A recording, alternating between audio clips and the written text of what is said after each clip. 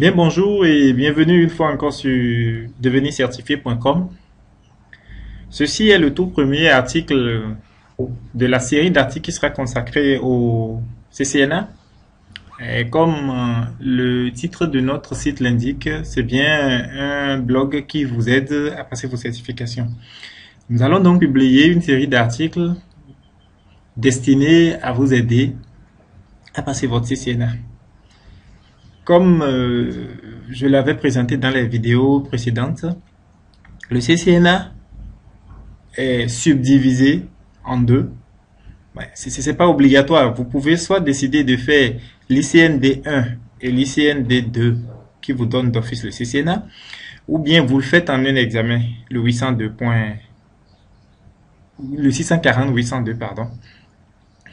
Et donc, ce que nous allons faire ici, c'est éplucher le programme des deux séparément, ICND1 et ICND2. Comme ça, tout le monde se retrouve dans le schéma, c'est-à-dire quelqu'un qui a envie de passer le CCNA en un seul examen s'y retrouve, quelqu'un qui veut le passer en deux examens séparés s'y retrouve aussi. Et donc, ce que je veux faire déjà premièrement, c'est de vous présenter un peu le programme, le contenu de chaque ICND. Là, vous avez sous les yeux le guide officiel de l'ICND1. ICND1 qui est la première partie. Et donc, c'est divisé en un certain nombre de parties. C'est en anglais. Comme je vous ai conseillé, c'est mieux de travailler avec les documents en anglais si vous pensez bien aller beaucoup plus loin que le CCNA, parce que après vous avez plus d'examens en français. Donc, ici, vous avez... Attendez que je change la taille de mon stylo. Alors, voilà, ça doit être mieux. Donc ici, vous avez le Part 1, qui est Networking Fundamentals, consacré si on peut dire, les bases du réseau, du networking. Le chapitre premier, comme vous pouvez le constater, c'est Introduction to Computer Networking Concepts. Juste pour vous présenter un peu les concepts de réseau et tout. Le second chapitre est consacré au TCP/IP et au modèle OSI. Nous allons en venir, nous allons consacrer une vidéo entière parce que là, quand vous voulez faire du réseau et que vous ne maîtrisez pas le TCP/IP, vous serez peut-être bon bricoleur, mais vous ne serez pas bon ingénieur réseau. Parce que le bon ingénieur réseau sait interpréter mieux. Il y a un truc capital quand même quand vous pensez faire du réseau ou n'importe quoi, quand vous voulez faire du troubleshooting, c'est-à-dire qu'il y a un souci, quand vous appelez à arranger, vous vous défendez mieux quand vous savez comment ça marche. Mais quand déjà vous ne savez pas comment ça marche, difficile bien entendu de réparer. Donc nous allons nous appesantir sur le TCP/IP et le modèle OSI également. Ensuite, il y a les fondamentaux des réseaux LAN. LAN, c'est Local Area Network. On va voir ça tout à l'heure dans une presse qui viendra après. L'objectif ici, c'est de vous montrer le b.a.-ba des réseaux locaux. En français, c'est les réseaux locaux, on les appelle. En anglais, c'est LAN, c'est Local Area Network. C'est des réseaux qui ont une couverture géographique très réduite à l'échelle d'un campus, d'un bureau, d'une entreprise. On y viendra tout à l'heure dans un autre article. Vous avez Fundamentals of WAN. WAN is Wide Area Network. C'est des réseaux étendus, en français, on appelle. C'est des réseaux qui couvrent une grande superficie géographique à l'échelle d'un pays, d'un continent, tout ce que vous voulez. Bref, beaucoup plus étendu que les réseaux locaux. Fundamental of IP Addressing and Routing. Ça, c'est là que le CCNA commence à dire son nom, parce que là, c'est vraiment la clé du réseau. Il vous faut maîtriser, et là, vraiment maîtriser tout ce qui est adressage IP. Dans votre examen CCNA, vous aurez plein d'exercices là-dessus et tout, parce que c'est la clé même de compréhension des réseaux. Nous allons nous appesantir, faire beaucoup d'articles et beaucoup d'exercices surtout, parce que, bon, comme vous pouvez le comprendre, là, par exemple, c'est des chapitres. Moi, je vous conseille vraiment d'acheter ce guide sur le site de Cisco, parce que ici, sur ce blog, l'objectif, c'est de faire des vidéos pour vous expliquer les principes. Et donc, il vous sera difficile de comprendre ces principes que nous allons expliquer si, au préalable, vous-même, vous n'avez pas lu au moins le chapitre. Il vous faut savoir, quand moi, je vais commencer par vous parler Le subnetting, quand je vais vous parler, commencez par vous parler de sous-réseau, d'emprunter des bits. Il faut que vous soyez en mesure de comprendre de quoi je parle. Et ça, j'ai toutefois que vous puissiez, si vous n'avez pas lu le chapitre. Fundamental of TCP/IP, Transport, Application and Security. Bon, ça, c'est les différentes couches du protocole, de la pile de protocoles TCP/IP. On en viendra. Ensuite, comme vous pouvez le constater ici, vous avez la partie 2 qui est consacrée au LAN switching. Là, on s'intéresse vraiment aux réseaux locaux. Ethernet, c'est la topologie logique la plus utilisée, je dirais, sur les réseaux locaux. Il y a aussi du token ring, mais qui n'est pas très utilisé. On en viendra dans un article plus. Vous avez les concepts du switching, operating system LAN switches. Les switches Cisco, les switches, c'est les équipements qu'on installe pour interconnecter les ordinateurs dans un réseau local. Et donc, comme vous allez pouvoir le remarquer, les switches Cisco ont carrément un système d'opération, peut-être en crypte et tout. Mais bon, c'est vraiment un système, c'est iOS, ça s'appelle. Donc, on va voir les systèmes d'opération de chez Cisco. Ça vous facilite pas, ça vous donne des interfaces de commande et tout, chose que les gens n'aiment pas. Mais je vous conseille vivement de beaucoup vous familiariser à l'interface de commande de trucs parce que là, ça va sérieusement vous aider pour la compréhension et tout. Ethernet Switch Configuration. On va faire des configurations de switch. Et là, vous allez peut-être vous demander, on n'a pas du matériel, c'est pas de la vidéo et tout. Il y a un bon logiciel sur lequel je vais publier un article, GNS3 en français si vous préférez. Ça a l'avantage d'émuler un certain nombre de routeurs. Pour nos labs, nous allons soit utiliser Packet Tracer. Packet Tracer, c'est l'environnement de simulation que Cisco a mis au point et qui est largement suffisant pour passer le CCNA. Tous les labs que vous aurez à faire et tout, Packet Tracer, croyez-moi, est largement suffisant. Maintenant, si vous voulez aller plus loin, c'est toujours plus grisant de faire des labs sur des équipements parce que Packet Tracer a le désavantage de ne pas avoir toutes les commandes. Il y a des commandes qui ne sont pas disponibles dans Packet Tracer. Mais bon, pour le niveau du CCNA, vous avez tout. C'est bien au point pour le niveau CCNA. Et donc, moi, je vais vous montrer déjà Packet Tracer, comment ça se fait et tout, la configuration des switches, on aura fait des labs là-dessus, mais je vais vous montrer aussi GNS3. GNS3, par contre, n'émule pas les switches Cisco. Il n'émule que les routeurs, que quelques modèles de routeurs, bien entendu, pas tous. Le truc, c'est qu'il y a un composant matériel dans les switches Cisco qu'ils appellent la ZIC, et ce n'est pas émulable.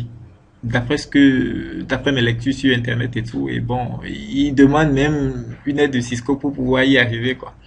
Maintenant, on a la possibilité, il y a des modèles de routeurs qu'on peut mettre et les équiper de modules de switch. Bon, pour nos labs de VLAN et tout, on sera bien obligé d'y aller. Et donc, c'est ça, et le chapitre 10 ici, c'est Ethernet Switch Troubleshooting. Troubleshooting, c'est comment je vais expliquer ça? C'est la résolution des problèmes si vous préférez. Ouais, voilà, c'est bon. Switch, les problèmes, les soucis de switch et tout, comment s'arranger pour les réparer. Attendez un instant, je vais remonter ceci, mais il me faut d'abord annuler ce logiciel. Alors, ouais, voilà, on y est. Donc, je remonte un peu. Alors, je ramène mon logiciel. Tac. Voilà. Et donc, on en était ici, au Ethernet Switch Troubleshooting. Ensuite, on va voir un peu les réseaux sans fil, les wireless LAN. Vous avez une autre grosse partie du CCNA IP routing. Excusez ma prononciation. Il y en a qui parlent de routing, il y en a qui parlent de routing. Bah, ça dépend. En fait, l'anglais a cet avantage d'avoir tellement de prononciations. Le tout dépendra du milieu. Bon, moi, j'ai tout au début, je suis resté dans des milieux où beaucoup plus du routing, du coup, c'est ce que j'ai pris. Donc, si ça vous sonne mal à l'oreille, vous voudrez bien m'en excuser. IP routing, c'est super important. C'est un peu comme les adressages aussi, quoi. C'est la clé de votre CCNA. Le routage, vous devez le maîtriser au bout des doigts. Et dans cette catégorie, vous avez le IP Addressing and Subnetting, vous avez Operating Cisco Routers, Routing Protocol Concept and Configuration, on va voir les configurations de quelques routeurs et tout, Troubleshooting IP Routing pour les soucis de réseau et tout. Et la quatrième partie qui est consacrée au réseau étendu, réseau WAN, Wide Area Network, comme je vous avais expliqué dernièrement. Vous avez les concepts WAN, la configuration des réseaux WAN. Attendez que je déplace un peu ça. Oui. En fait, le truc, c'est que le logiciel qui pilote ma tablette graphique n'accepte pas. Une fois que c'est activé, la souris ne peut plus faire de défilement. Donc, je suis obligé de... Donc, vous excuserez. Voilà, une partie 5, Final Preparation. Bon, ça, c'est des ajouts qu'ils font pour des gens qui ont l'intention de passer l'examen et tout et tout. Bon, vous pouvez le lire si vous voulez, mais nous, on va pas couvrir ça. Si vous avez le document officiel, c'est à vous de voir et en fonction de votre préparation. Et donc, voilà, en ICN D1, ce qu'on aura à couvrir. Voilà ce que je vous conseille. Vous avez l'intention de passer le CCNA. Il vous faut, en toute chose, ça c'est valable pour toutes choses, ce n'est pas seulement pour le CCNA. Quand vous voulez faire quelque chose, il vous faut un planning. Un planning dans ce sens que je considère que autant que vous êtes, vous avez vos occupations, vous avez pas mal de choses à faire dans la journée, le travail et pas mal de choses et tout. Et pour ma petite expérience, ça marche mieux quand vous avez un planning. C'est-à-dire quoi? Voilà ce que je dois faire. J'ai besoin d'étudier tel nombre de chapitres dans l'ICN D1, dans l'ICN D2. Comment je m'y prends? Voilà. Dans la semaine, le lundi, j'ai telle heure de libre à partir de tel moment. Le mardi, j'ai telle heure de libre, ainsi de suite jusqu'au dimanche. Et comment je répartis mon emploi du temps pour pouvoir travailler. Et laissez-moi vous dire, surtout, il vous faudra de la discipline. Parce que ce n'est pas facile quand on travaille en autodidacte. Bon, au début, on y va et tout, avec beaucoup d'ardeur, mais ça commence à baisser. Et donc, c'est très important. Si vous tenez à le faire, il vous faut de la discipline, de l'organisation. Je vais poster un article sur moi, ma façon de m'organiser, les logiciels que j'utilise pour faire des rappels, faire mes plannings et tout. Il y a de ces logiciels gratuits qui sont super intéressants. Je posterai un article là-dessus pour ceux que ça peut aider et tout, histoire que vous puissiez faire votre planning et surtout le suivre. Moi-même, ça m'est arrivé plusieurs fois de faire un planning et 1 mois, 2 mois après, on le laisse à la poubelle. Oui, voilà. La grosse difficulté, c'est le faire et surtout s'y tenir rigoureusement. Ce n'est pas donné d'avance, mais bon, avec de la détermination et de la discipline, on y arrive toujours. Et donc, vous permettez que j'arrête le logiciel et là, je passe au ICN D2. Voilà. Oups, qu'est-ce qu'il me fait là, ce ICN D2? J'ai dû cliquer sur le lien. Alors, attendez, on va revenir au début.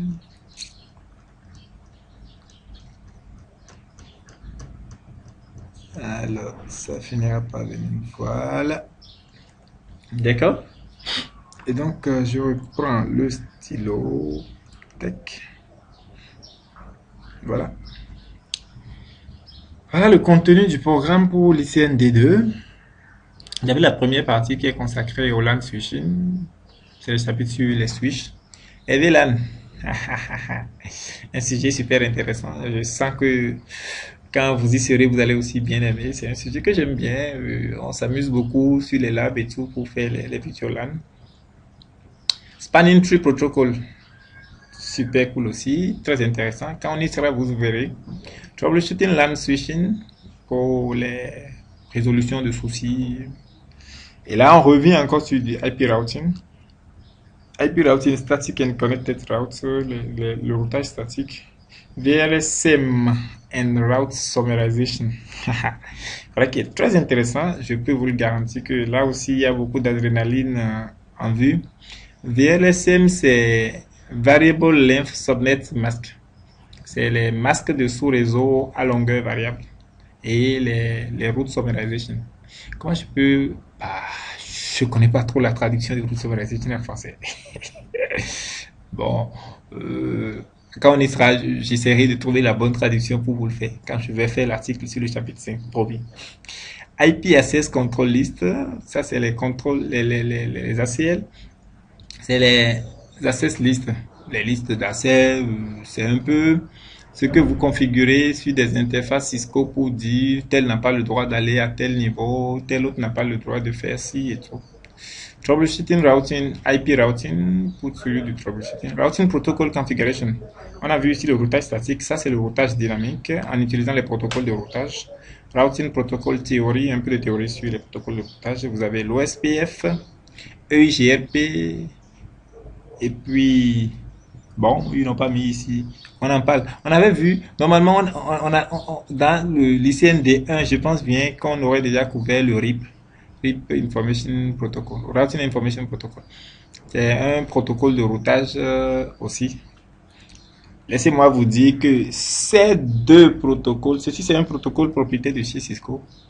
Ces deux protocoles, allez écrire quelque part, vous sautez, vous descendez, vous l'aurez dans votre examen du CCNA.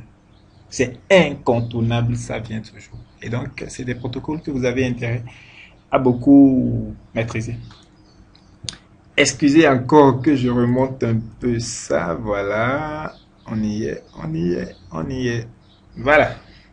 Alors, on reprend ce stylo. Voilà.